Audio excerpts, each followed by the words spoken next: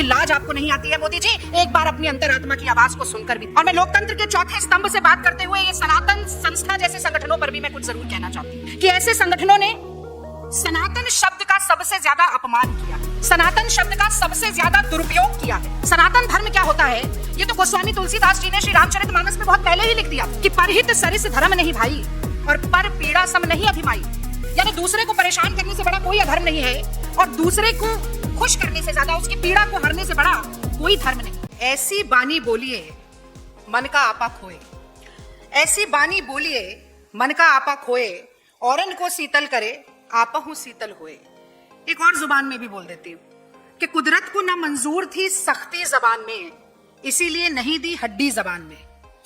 पर यह बात उन भाजपाइयों और संघियों को हजम नहीं होगी ना, जिनकी राजनीति ही नफरत, हिंसा, वैमनस्य, धार्मिक उन्माद, विध्वंस, ध्रुवीकरण और सांप्रदायिकता के कारण फल फूल रही है। और यह कहना भी अतिशयोक्ति नहीं होगी कि 2014 के बाद से ऐसी विषाक्त और कुत्सित विचारधारा और मानसिकता वाले तमाम संगठन कुकरमुत्ते की तरह फल फूल रहे।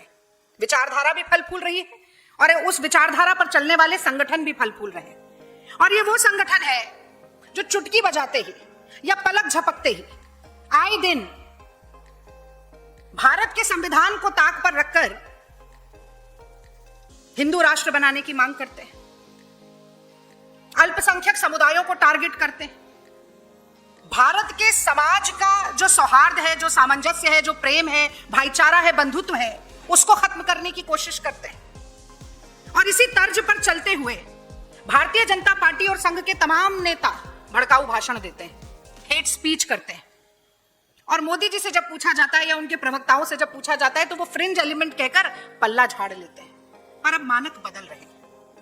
हेमंत बिस्व शर्मा फ्रिंज एलिमेंट नहीं है, भाजपाई हैं, पर संवैधानिक पद पर आसीन असम के मुख्यमंत्री हैं। तो अगर असम का मुख्यमंत्री ये कहे कि मियां को इतना परेशान करो कि वो असम छोड़ के भाग जाए, कि अगर रिक्शे वाला कोई मियां हो तो 5 रुपए की जगह 4 रुपया देना, तो ये अपेक्षा होती है। ये फ्रिंज एलिमेंट नहीं है, इस पर प्रतिक्रिया है, ये अपेक्षा होती।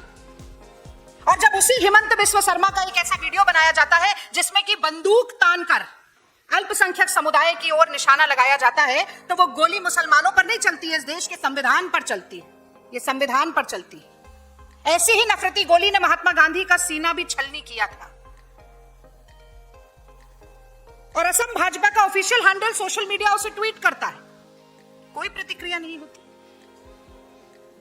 गोदी मीडिया पर सन्नाटा पसरा रहता है, मोदी जी के मुंह में दही जम जाता है। इतनी थूथू होती है समाज में और दुनिया में कि वो ट्वीट डिलीट करना पड़ता है। पर अब मैं मुख्य सवाल पर आती हूं कि वो हिम्मत कैसे होती है ऐसी घटिया सोच का प्रदर्शन सार्वजनिक रूप से करने की। यह हिम्मत तभी होती है जब यह पता हो कि सर्वोच्च नेतृत्व का संरक्षण और आशीर्वाद प्राप्त होगा। और यह भूमिका मैंने इसलिए बांधी कि आज ये सवाल जो मैं पूछने वाली हूं वो सीधा सर्वोच्च नेतृत्व से यानी कि मोदी जी से ही पूछना पड़ेगा कि एक सांप्रदायिक संगठन सनातन संस्था ने भारत मंडपम में सनातन राष्ट्र शंखनाद महोत्सव आयोजित किया। उस महोत्सव में केंद्रीय मंत्री गजेंद्र सिंह शेखावत, श्रीपद नायक, संजय सेठ और दिल्ली की सरकार के वो दंगाई मंत्री जिन पे केस चला था दिल्ली में दंगा उकसाने का, वो भी संस्कृति मंत्री हैं, दुर्भाग्य है दिल्ली का, कपिल मिश्रा मौजूद होते हैं। उस कार्यक्रम में मुसलमानों के जबरन सामूहिक धर्मांतरण की बात होती है। उस कार्यक्रम में संविधान को दरकिनार करके हिंदू राष्ट्र बनाने की बात होती है, संविधान को बदल देने की बात होती है। उसमें बात होती है कि मुसलमानों को मार पीट कर कैसे भारत की सीमा से बाहर फेंका जाए। और आश्चर्य की बात देखिए,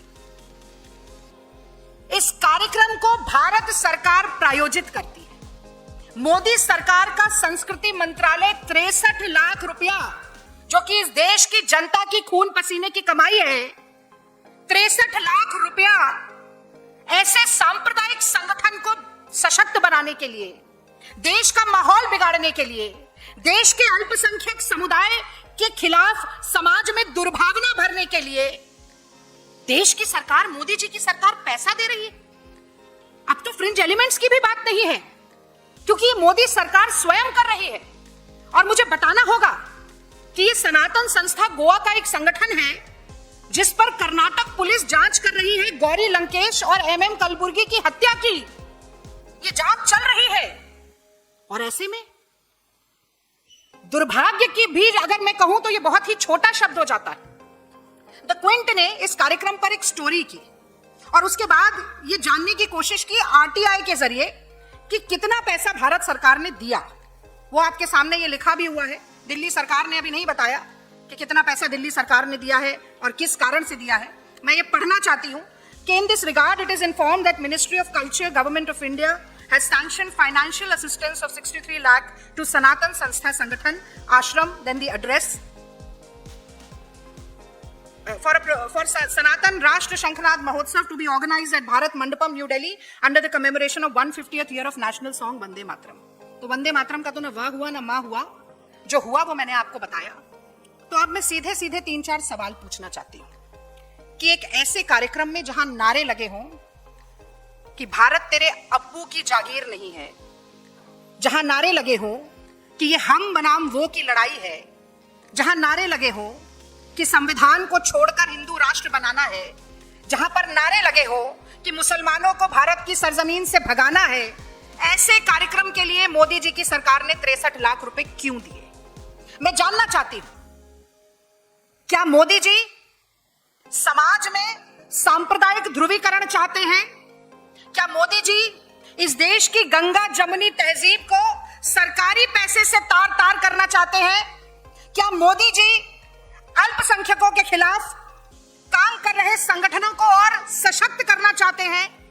क्या मोदी जी इस देश की अनेकता में एकता को पूरी तरीके से ध्वस्त करना चाहते हैं? और ये सवाल पूछ जरूर मोदी जी से रहे हैं, पर मैं जानती हूं कि उनके लिए बेमानी है। और इसलिए बेमानी है कि मोहम्मद बिन सलमान को तो गले लगाएंगे, पर देश के मुसलमान को कपड़ों से पहचान जाएंगे, कुत्ते के पिल्ले के साथ तुलना करेंगे। जब मुसलमानों का वोट चाहिए होगा तो मोहम्मद सामी को भाई बना लेंगे, और जब हिंदुओं को भड़काना होगा तो हर चुनावी भाषण में मुसलमान को घुसपैठिया बताएंगे। तो मोदी जी से, उनकी सरकार से तो सवाल है, पर यह सवाल मैं भारत की जनता के सामने भी रखना चाहती हूं, इस देश के हर न्याय सम्मत नागरिक के सामने रखना चाहती हूं कि संवैधानिक पद पर बैठा व्यक्ति एक समुदाय पर गोली चलाएगा और एक ऐसे कार्यक्रम में जहां पर एक कम्युनिटी की एथनिक क्लेंजिंग की बात हो रही हो, वहां पर केंद्रीय मंत्रिमंडल जाएगा और भारत की सरकार पैसा देगी, तो भारत का मान सम्मान अंतरराष्ट्रीय पटल पर भी क्या रह जाएगा? और जब मैं अंतरराष्ट्रीय पटल की बात करती हूं तो मुझे एक बात मोदी जी को तो याद दिलानी ही पड़ेगी कि मोदी जी, आप अभी मलेशिया गए थे, वहां की 65% जनता जो है, जनसंख्या जो है वो मुस्लिम है, पर यह भारत के सर्वधर्म संभाव का सम्मान था, यह भारत की धर्मनिरपेक्षता की ताकत का मान था कि वहां आपका स्वागत मोदी जी रामायण पर आधारित तीता सेरी राम कठपुतली शो से किया जाता है। और उसी धर्मनिरपेक्ष भारत का जिसका आप प्रतिनिधित्व करते हैं, उसी धर्मनिरपेक्ष भारत में एक मुख्यमंत्री गोली चलाता है मुसलमानों पर और आपकी सरकार सांप्रदायिक संगठन को पैसा देकर उनको बढ़ावा देती है। क्या जरा भी लाज आपको नहीं आती है मोदी जी? एक बार अपनी अंतरात्मा की आवाज को सुनकर भी देखिए। और मैं लोकतंत्र के चौथे स्तंभ से बात करते हुए ये सनातन संस्था जैसे संगठनों पर भी मैं कुछ जरूर कहना चाहती हूं कि ऐसे संगठनों ने सनातन शब्द का सबसे ज्यादा अपमान किया है, सनातन शब्द का सबसे ज्यादा दुरुपयोग किया है। सनातन धर्म क्या होता है, ये तो गोस्वामी तुलसीदास जी ने श्री रामचरितमानस में बहुत पहले ही लिख दिया था कि परहित सरिस धर्म नहीं भाई और पर पीड़ा सम नहीं अधिमाई। यानी दूसरे को परेशान करने से बड़ा कोई अधर्म नहीं है और दूसरे को खुश करने से ज्यादा उसकी पीड़ा को हरने से बड़ा कोई धर्म नहीं है। लेकिन जो मुंह में राम बगल में छुरी वाले लोग हैं, जो मर्यादा पुरुषोत्तम जय श्री राम कहते हुए मर्यादा पुरुषोत्तम के नाम को भी युद्ध का उद्घोष बनाना चाहते हैं और जो चाहते हैं कि धर्म को और प्रभु श्री राम को राजनीति के दलदल में हमेशा फंसाए रखें और मैला करते रहें, वो ये बात थोड़ी जानेंगे। और प्रभु श्री राम तो खुद ही कहते हैं कि निर्मल मन जन सो मोहि पावा, मोहि कपट छल छिद्र न भावा। तो ऐसे लोग, ये सनातन संस्था जैसे लोग जो हैं, ये ऐसी जहरीली विचारधारा वाले लोग जो हैं, वो ना तो प्रभु राम के हैं, न सनातन धर्म के हैं और न जनता जनार्दन के हैं। और अब मैं अंतिम दो बातें कहना चाहती हूं। सबसे पहली बात तो मैं संविधान की बात करना चाहती हूं। ये तो हम सब जानते हैं और इस पर न जाने कितनी प्रेस वार्ता हुई है कि जब से संविधान बना है, संघ ने तब से संविधान का विरोध करना शुरू किया। पहले संविधान की प्रतियां जलाकर कहते थे मनुस्मृति संविधान बन जाए, और अभी 2024 के चुनाव तक 400 सीटें पार होते ही संविधान को बदल देंगे, ये भी लगातार वो लोग बोलते रहे। और उन्हें आज के समय में सबसे बड़ा दुश्मन या शत्रु कोई है अगर भाजपा का और संघ का, तो वो ये संविधान है, जिसे राहुल गांधी हाथ में लेकर कहते हैं कि नफरत के बाजार में मोहब्बत की दुकान खोलनी है। और एक बार फिर ये पता चलता है कि ये संयोग नहीं है, ये प्रयोग हो रहे हैं। थोड़ा थोड़ा पैसा ऐसे संगठनों को देते रहो जो बार बार ये कहे, जनता को ये समझाने की कोशिश करे, या मैं कहूंगी बरगलाने और भड़काने की कोशिश करे कि संविधान को छोड़ दो, संविधान सही नहीं है। वो संविधान जो कहता है कि हर धर्म, हर जाति, हर वर्ग, हर संप्रदाय, हर क्षेत्र, हर भाषा, हर वेशभूषा, हर खान पान वाला व्यक्ति समान है। जो राहुल गांधी कहते हैं कि समता, समानता और न्याय का प्रणेता ये संविधान है, उस संविधान को तार तार करो। ये बार बार आपने नाम रखा सनातन शंखनाद, पर आप हिंदू राष्ट्र का शंखनाद बजा रहे थे। तो मैं कहती हूं मोदी जी आते क्यों नहीं संसद के पटल पर, और ये छुप छुप के क्या वार करना चाहते हैं? बोले खड़े होकर कि मैं चाहता हूं कि संविधान अलग कर दिया जाए, मनुस्मृति को बनाया जाए संविधान और हिंदू राष्ट्र बने। ये अपना 56 इंच का सीना तो उन्हीं ने नपवाया था ना। तो ये लुका छुपी का खेल मत खेलिए। ये संविधान जब तक कांग्रेस पार्टी है, जब तक राहुल गांधी है, मल्लिकार्जुन खड़गे है, प्रियंका गांधी है और कांग्रेस का संघर्ष का एक भी साथी जिंदा है, इस संविधान को हम तार तार नहीं होने देंगे। और अंतिम बात मैं ये जरूर कहना चाहती हूं कि बार बार भड़काऊ भाषण दिए जाते हैं, हर चुनाव में दिए जाते हैं। वो राम ज्यादा बनाम डैश ज्यादा से लेकर गोली मारो डैश को, बार बार ये बात होती है, बचकर निकल जाते हैं, कुछ नहीं होता। पहले तो मोदी जी फिर भी कह देते थे कि मैं मन से माफ नहीं करूंगा, लेकिन अब तो सन्नाटा पसर जाता है। तो आज मैं ये कहना चाहती हूं कि एक प्रिवेंटिव लेजिस्लेशन क्यों नहीं लाया जाता है? Prevention is better than cure. Hate speech को रोकने के लिए कांग्रेस पार्टी कहती है कि एक प्रिवेंटिव लेजिस्लेशन होना चाहिए। गेंद आपके पाले में है मोदी जी।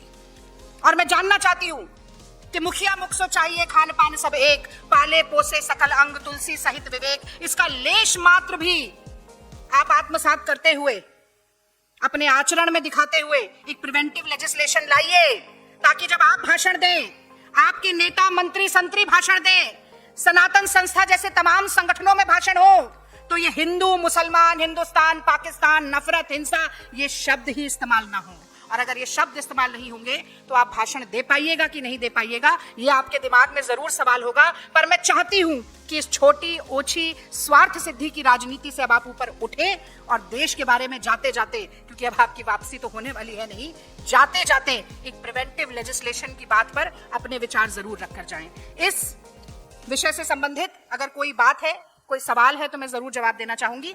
आप सभी का खास तौर से आज इंतजार करने के लिए, क्योंकि एआई समिट जो हो रहा है उसमें अंदर भी परेशान है लोग, बाहर भी परेशान है, और खुश केवल मोदी जी हैं क्योंकि उनका चेहरा चमचमाता हुआ 4-5 वाइड एंगल वाला वीडियो उनका खूब चल गया। वी शेप में पीछे 2 मंत्री कदमताल चल रहे थे, हीरो माफिक उनकी एंट्री थी। तो मोदी जी के अलावा तो सभी परेशान हैं। उनके एक मंत्री हैं, चीन का एक कंप्यूटर था, उसका वीडियो अपलोड किया हुआ है उन्होंने, और वो भारत की शान बता रहे हैं, बहुत छीछा लेदर हो रही है उसके चलते। अभी थोड़ी देर तक तो डिलीट किया नहीं था। तो एआई समिट कितना बड़ा फ्लॉप शो है, उसके कारण जनता कितनी परेशान बाहर भी हो रही है, उसकी आज भुक्तभोगी मैं भी रही। आपको थोड़ा विलंब मुझे हुआ, जिसके कारण इंतजार करना पड़ा, उसके लिए क्षमा प्रार्थी भी हूँ। कोई सवाल है तो उसका जवाब देना चाहूंगी।